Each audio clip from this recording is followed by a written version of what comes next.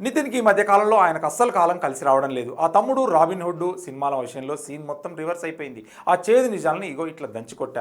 ఏమంటారు గ్యాంగ్ గిన్నెలు మస్తు వేడిగున్నాయని తమ్మి. ఒకప్పుడు 'ఇష్క్', 'అ లాంటి సినిమాలతో యూత్‌ని ఊపేసిన నితిన్ ఈ మధ్య వరుసగా ఫ్లాపులతో సతమతం అవుతున్నాడు. పోయిన ఏడాది పెద్ద ఆశలు పెట్టుకున్న 'రాబిన్ హుడ్' రిలీజ్ అయ్యి బాక్సాఫీస్ దగ్గర దారుణంగా బొల్తా కొట్టింది. దాదాపు 60 కోట్ల బడ్జెట్‌తో తీస్తే కేవలం 12 నుండి 15 కోట్ల కూడా వసూలు చేయలేకపోయి డిజాస్టర్ ముద్ర వేయించుకుంది. ఇక వేణు శ్రీరామ్ డైరెక్షన్లో అయితే 'దిల్ రాజు' నిర్మాణంలో వచ్చిన తమ్ముడు కూడా జూలై 4న రిలీజ్ అయ్యి ఫ్యాన్స్కి పెద్ద గిన్నె సైజు నిరాశ మిగిల్చింది. ఇక పాత కథే మళ్ళీ వండడంతో ఆడియన్స్ ఆ పాత గిన్నె వంటని అస్సలు టేస్ట్ చేయలేదు. దీంతో నితిన్ మార్కెట్ గట్టి దెబ్బ తగిలింది. ఆయన చేతిలో ఉండాల్సిన కొన్ని ప్రాజెక్టులు కూడా మూలన పడ్డాయి. ఇక ముసుగులు లేవు, మొమాటలు లేవన్నా నితిన్ మళ్ళీ సక్సెస్ ట్రాక్ ఎక్కాలంటే ఆ పాత రొట్ట కథల్ని పక్కన పెట్టి ఏదైనా సరికొత్త ప్లేట్లో అయితే సినిమా వడ్డించాల్సిందే అన్న నిజంగానే నితిన్ పరిస్థితి ఇప్పుడు కొంచెం దారుణంగా ఉందని చెప్పవచ్చు.